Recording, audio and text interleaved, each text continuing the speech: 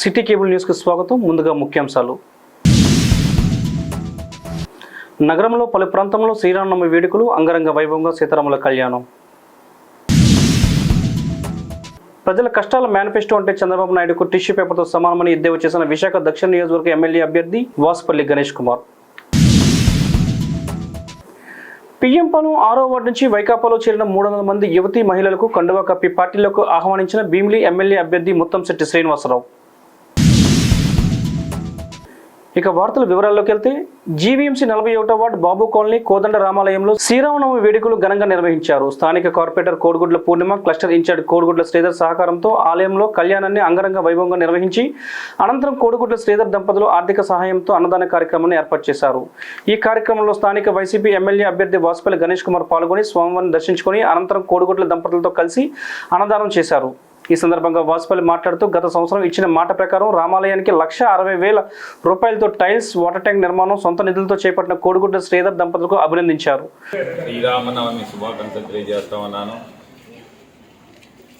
ఆ శ్రీరాముని యొక్క, సీతాదేవి యొక్క ఆశీస్సులు ఎల్లప్పుడూ ప్రజలపై ఉండాలని, వారు కోరిన కోరికలన్నీ కూడా తీరాలని, బలమైన శక్తి వారికి అందించాలని,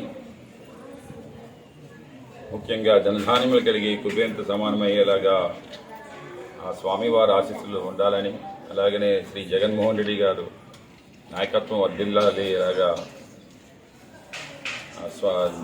శ్రీరాముని యొక్క ఆశీస్సులు ఉండాలని, రామరాజ్యాన్ని మళ్ళీ ఇంకో 20 సంవత్సరాలు జగన్మోహన్ రెడ్డి గారి ద్వారానే ఈ రాష్ట్రానికి జరగాలని చెప్పేసి మరీ కూడా ప్రార్థిస్తూ ఉన్నాము. ఈ యొక్క టెంపుల్ 41వ వార్డులో చాలా కష్టం మీద వాళ్ళు ఇక్కడ ఉండే సొసైటీ మెంబర్స్ అందరూ కూడా నిర్మాణం చేశారు.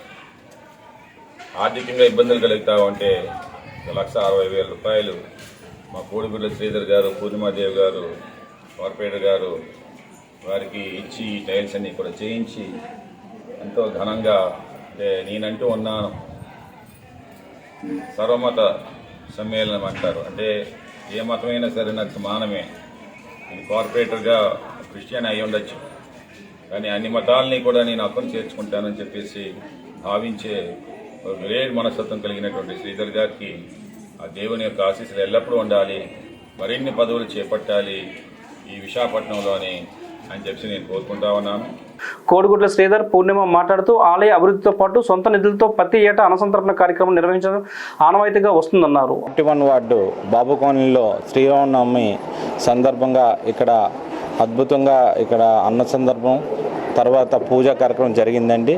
దీనికి అనేక మంది ప్రజలు, భక్తులు వచ్చి దీన్ని బాగా సెలబ్రేషన్ చేశారు. అయితే ఈ శ్రీరామనవమికి నా వంతు సహాయంగా ఇక్కడ టైల్స్ కానీ, గుడికి టైల్స్ కానీ, భోజనాల ఏర్పాట్లు 1,200 మంది వరకు భోజనాలు అందరికీ మేము ఏర్పాటు చేసాం. కాబట్టి ప్రజలందరూ ప్రతి సంవత్సరం ఈ విధంగా చేస్తున్నాం. ఎలక్షన్స్ అయిన వెంటనే దీని మీద దగ్గర 1 crore వరకు వర్క్స్ చేద్దామని ఆయన డిసిజన్ తీసుకున్నారు. ఆల్రెడీ ఆయనకు కూడా నేను లెటర్ ఇవ్వడం జరిగింది కార్పొరేటర్ పూర్ణిమ గారి ద్వారా. అలాగే ఇక్కడ ఉన్న పెద్దలకి, ఇక్కడ ఉన్న ప్రజలందరికీ శ్రీరామనవమి శుభాకాంక్షలు తెలియజేస్తూ సెలవు తీసుకుంటాను. శ్రీరామనవమి శుభాకాంక్షలు తెలియజేసుకుంటున్నాను. మరి బాబు కాలనీలోని రాములవారి కోవిల్లోని ఎప్పుడు కూడా ప్రతి ఏడు కూడా మంచిగా పూజలు జరుగుతూ ఉంటాయి. మరి గత ఏడు మేము ఈ పూజకి వచ్చినప్పుడు మరి ఇక్కడ ఉన్న వాళ్ళంతా కూడా గుడి డెవలప్మెంట్ కొరకు అడగడం జరిగింది. మరి వాళ్ళకి ఏదైతే మాట ఇచ్చామో అలాగే ఇచ్చిన మాట ప్రకారం మరి సంవత్సరం తిరిగేలోపు మళ్ళీ ఈసారికి మరి ఈ రోజు నాటికి వాళ్ళకి ఇచ్చిన మాట పూర్తి చేయడం జరిగింది. అలాగే ఈ టైల్స్ వేయించాము ఈ ప్రాంగణంలోని.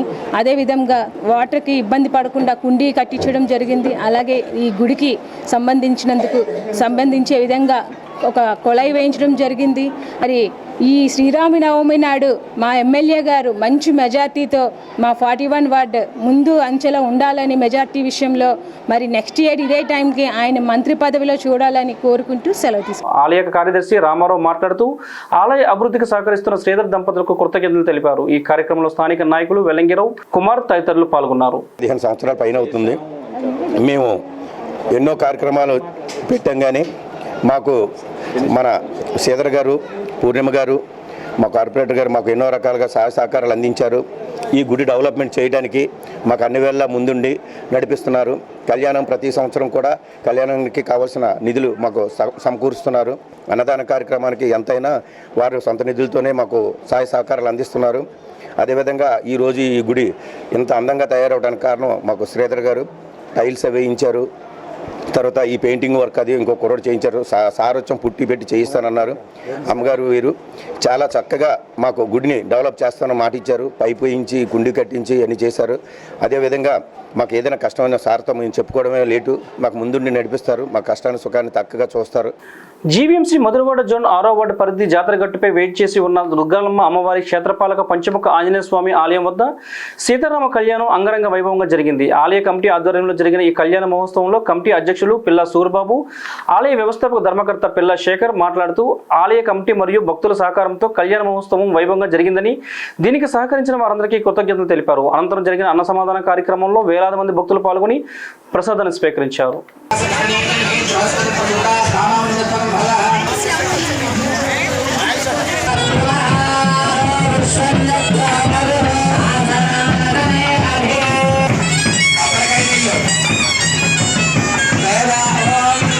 సీతారామ కళ్యాణ మహోత్సవం జరిపించడం జరుగుతుంది. ఈ యొక్క కార్యక్రమానికి విశేషమైన భక్తులు విచ్చేశారు. ఆ స్వామివారి కళ్యాణంలో పాల్గొని స్వామివారి ఆశీస్సులు పొందుతున్నారు. అదేవిధంగా ఈరోజు ఈ కళ్యాణం సందర్భంగా భక్తులు, ఆలయ కమిటీ సభ్యులు అందరి అన్ని ప్రాంతాల నుండి కూడా ఈ అమ్మవారి దర్శనానికి భక్తులు ఇచ్చేస్తున్నారు. అలాగే ఈరోజు కళ్యాణాన్ని కూడా వేల సంఖ్యలో ఇక్కడ విచ్చేసి ఆ కళ్యాణంలో పాల్గొనడం జరిగింది. ఈ కళ్యాణంలో మా ఆలయ కమిటీ సభ్యులు, అలాగే మా గ్రామ పెద్దలు, అలాగే ఆలయ అర్చకులు, భక్తులు అందరి సహాయ సహకారాలతో ఈ కార్యక్రమాలు అన్నీ చేపట్టడం జరుగుతుంది. శ్రీరామనవమి సందర్భంగా విశాఖపట్నం జిల్లా చంద్రంపాలెం జాతరగట్టు శ్రీ దుర్గాలమ్మ అమ్మవారి ఆలయ క్షేత్రపాలకుడైన పంచముఖ ఆంజనేయ స్వామివారి ఆలయ ఆవరణలో సీతారాముల కళ్యాణ మహోత్సవం అనేది ఘనంగా నిర్వహించడం జరుగుతుంది. అదేవిధంగా కళ్యాణం అనంతరం భక్తులు, ఆలయ కమిటీ సభ్యులు, ఇతర గ్రామ పెద్దలు, గ్రామ సభ్యులు అందరి ఆర్థిక సహకారంతో కళ్యాణం ఇది కూడా ఏర్పాటు చేయడం జరుగుతుంది. దీనికి కూడా వేల సంఖ్యలో భక్తులు హాజరవుతున్నారు. సో ఇందుకు సహకరించిన ప్రతి ఒక్కరికి గ్రామ పెద్దలు, కమిటీ సభ్యులు, ఇతర ముఖ్య సభ్యులు, గ్రామస్తులు, మీడియా ప్రముఖులు, పోలీస్ సిబ్బంది వారికి ప్రతి ఒక్కరికి మా దుర్గాలమ్మ ఆలయ కమిటీ తరఫున ప్రత్యేకంగా ధన్యవాదాలు తెలుపుకుంటూ జై శ్రీరామ్.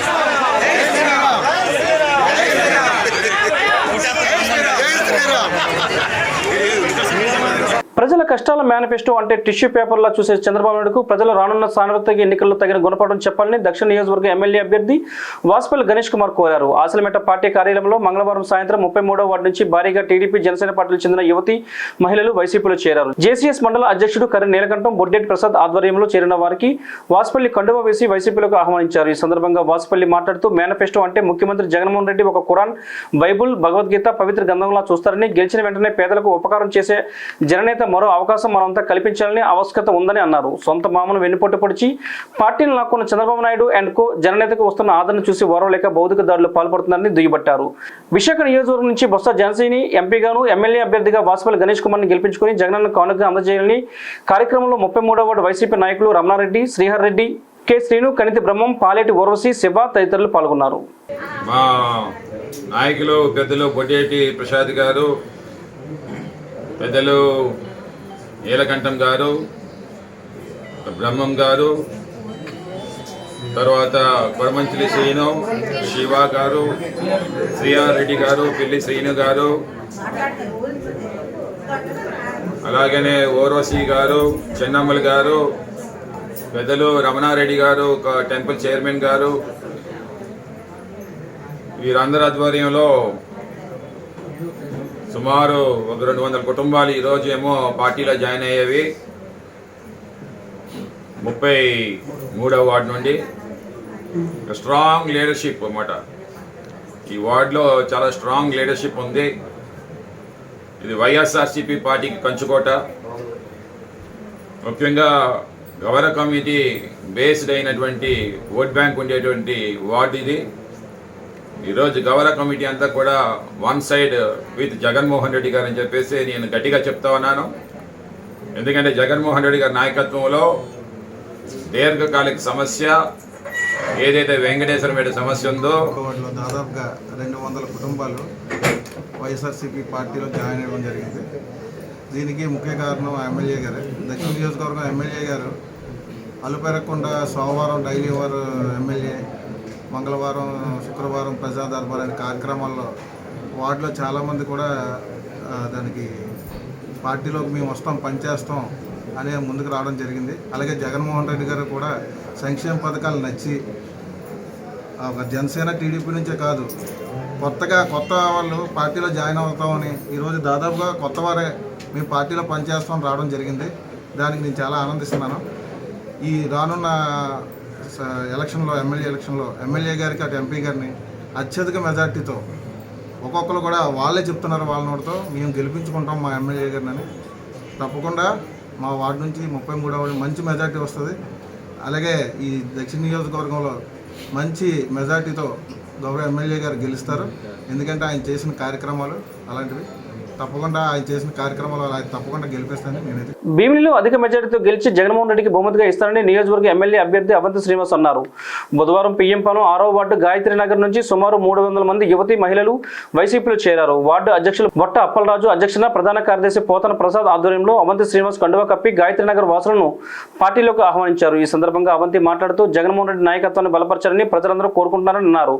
5 సంవత్సరాల కాలంలో ముఖ్యమంత్రి జగన్ ప్రజల సంక్షేమంతో పాటు అభివృద్ధిని ఇచ్చారని, ఎన్నికలు ఎప్పుడు వచ్చినా జగన్మోహన్ రెడ్డి ముఖ్యమంత్రి కావడం ఖాయమని అవంతి జోష్యం చెప్పారు.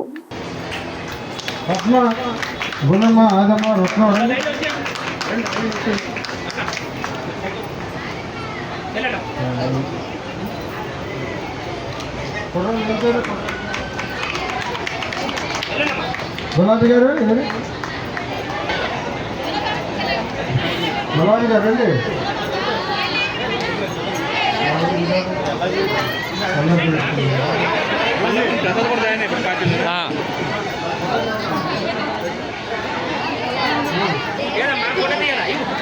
యూత్ ఎవరు మన గాయత్రి నుంచి కుర్రకూడండి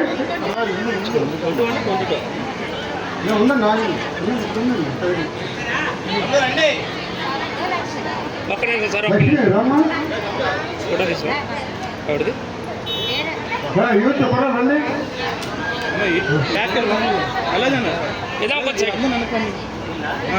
ఓకే సార్, ఓకే.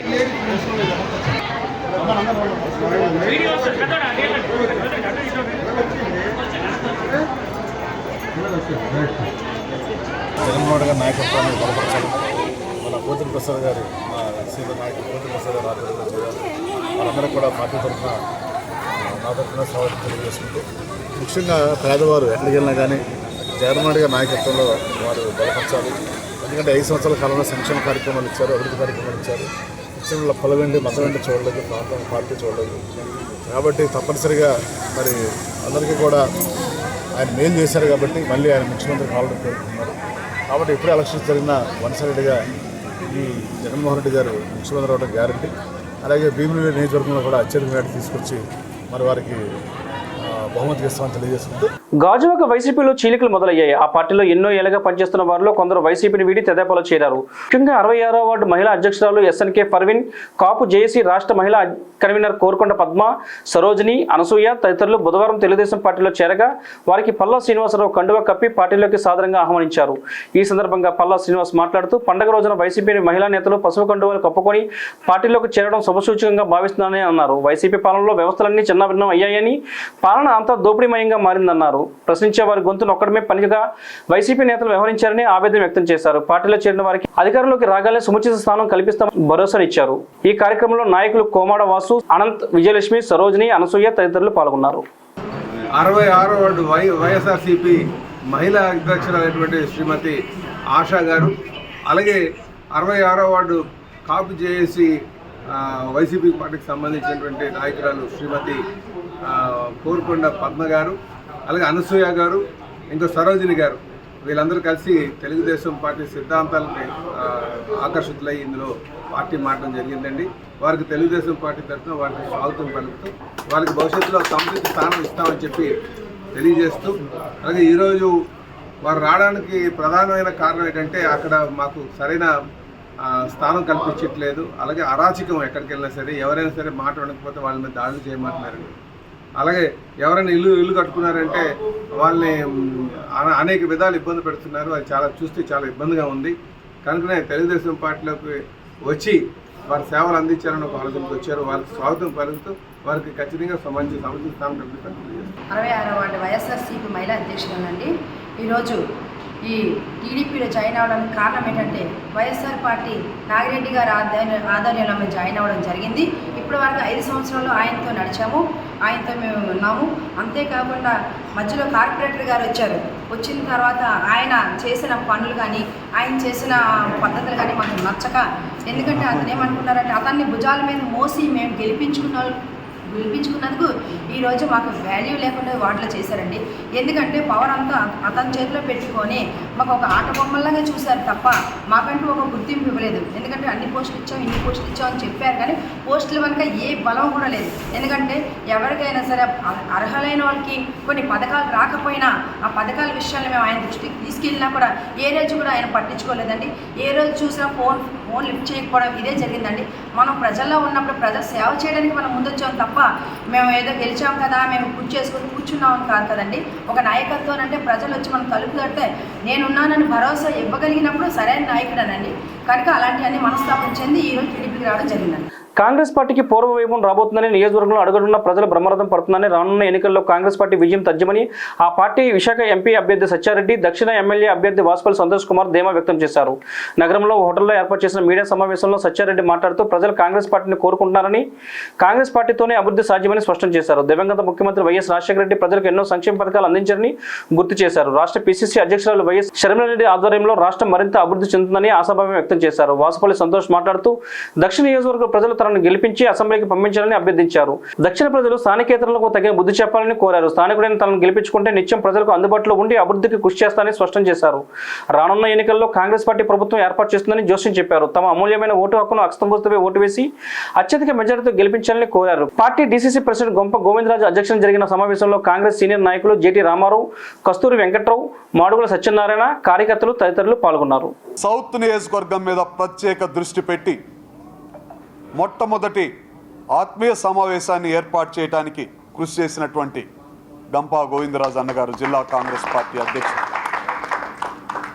మిగతా నియోజకవర్గాలతోటి కూడా, అది కమ్యూనిస్ట్ పార్టీ అయినా సరే వాళ్ళతోటి కూడా మీరు కూర్చొని మా అందరినీ పిలిపించి, అన్ని సంఘాలని పిలిపించి, ఎస్సీ సెల్ కావచ్చు, బీసీ సెల్ కావచ్చు, మైనార్టీ సెల్ కావచ్చు, సమావేశం ఏర్పాటు చేస్తే గెలుపు ఈజీగా ఉంటుందని, ఉద్యమ నాయకుడు ప్రజా మనిషి అయినటువంటి జేటీ రామారావు గారు లాంటి పెద్దల్ని కూడా కలుపుకొని పోవాలని, కస్తూరన్నతో పాటుగా లీగల్ సెల్ని కూడా వాడుకోవాలని, కాంగ్రెస్ పార్టీ గెలుపులో కీలక పాత్ర వహించాలని కోరుతూ, ఇప్పుడు ఓన్లీ ప్రెస్ మిత్రుల కోసం చెప్పి తర్వాత మనం మాట్లాడుకుందాం. వైఎస్ షర్మిలారెడ్డి గారు ఆంధ్రప్రదేశ్ కాంగ్రెస్ పార్టీ రథసారథిగా బాధ్యతలు స్వీకరించిన తరువాత అంతకుముందు వేరు, ఈరోజు వేరు. గతంలో కాంగ్రెస్ పార్టీ మీద ఎన్నో అభాండాలు వేశారు, కాంగ్రెస్ పార్టీని అవమానించాలని చూశారు.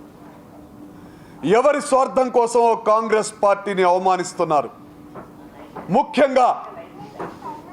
ముఖ్యంగా మహిళామ తల్లి అని కూడా చూడకుండా, ఒక ఆడబిడ్డని కూడా చూడకుండా ఆ తల్లిని, ఆ చెల్లిని, కాంగ్రెస్ పార్టీని కాపాడుతున్నటువంటి వైఎస్ షర్మిలారెడ్డి గారి మీద అవాకులు చవాకులు పేలుతూ, నిరాధారమైన ఆరోపణలు చేస్తూ సుదీర్ఘ పరిపాలన అందించిన కాంగ్రెస్ పార్టీ,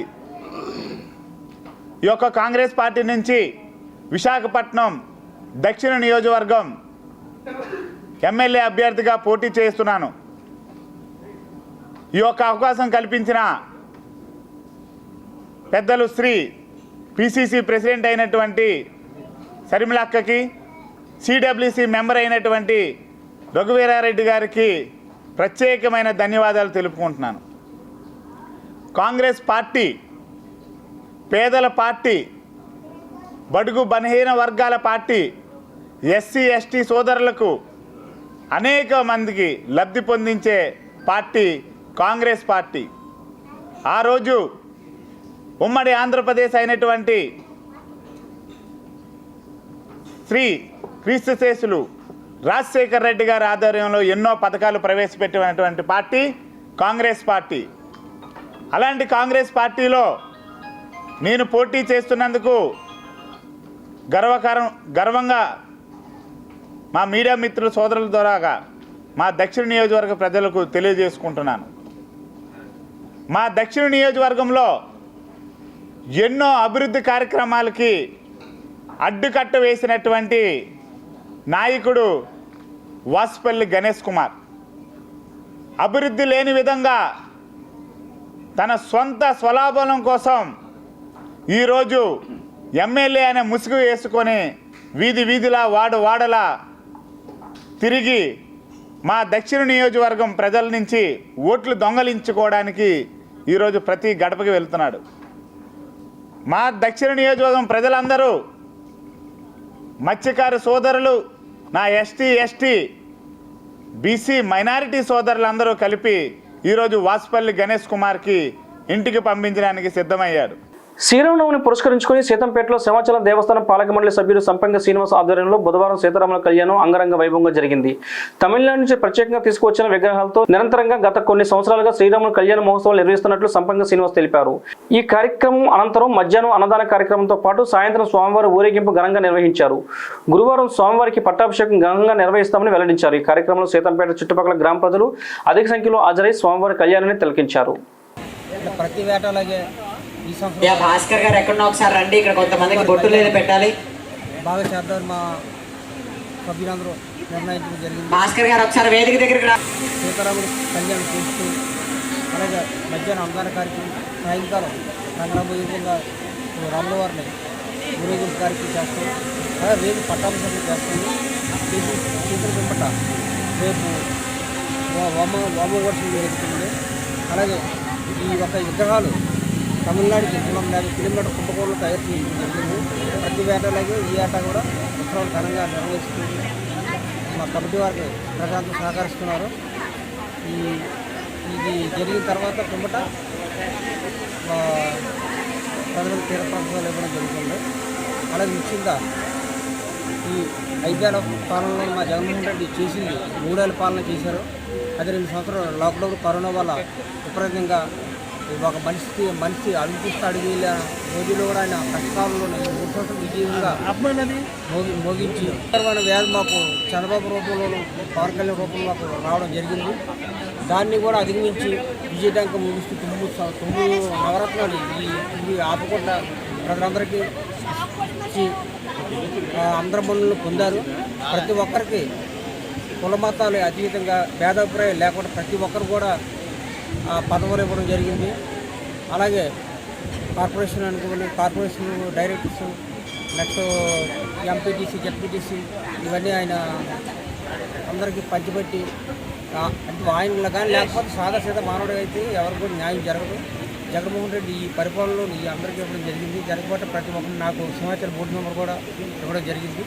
అలాగే ఈ 5 ఏళ్ళ తర్వాత ఆయన మరొకసారి మళ్ళీ శ్రీరామ కరుణ కటాక్షంతో ఆయన మళ్ళీ సీఎం అవుతారని మేము మనస్ఫూర్తిగా కోరుకుంటూ వార్తలు ముగించే ముందు ముఖ్యాంశాలు మరోసారి. నగరంలో పలు ప్రాంతంలో శ్రీరామనవమి వేడుకలు అంగరంగ వైభవంగా సీతారాముల కళ్యాణం. ప్రజల కష్టాల మేనిఫెస్టో అంటే చంద్రబాబు నాయుడుకు టిష్యూ పేపర్తో సమానమని ఎద్దేవా చేసిన విశాఖ దక్షిణ నియోజకవర్గ ఎమ్మెల్యే అభ్యర్థి వాసుపల్లి గణేష్ కుమార్. పీఎం పను 6వ వార్డు నుంచి వైకాపాలో చేరిన 300 మంది యువతీ మహిళలకు కండువా కప్పి పార్టీలకు ఆహ్వానించిన భీమిలి ఎమ్మెల్యే అభ్యర్థి ముత్తంశెట్టి శ్రీనివాసరావు. ఈ వార్తలు ఇంతటితో సమాప్తం. తిరిగి మళ్ళీ నెక్స్ట్ బులెటిన్లో మళ్ళీ కలుసుకుందాం. అంతవరకు సెలవు. నమస్కారం.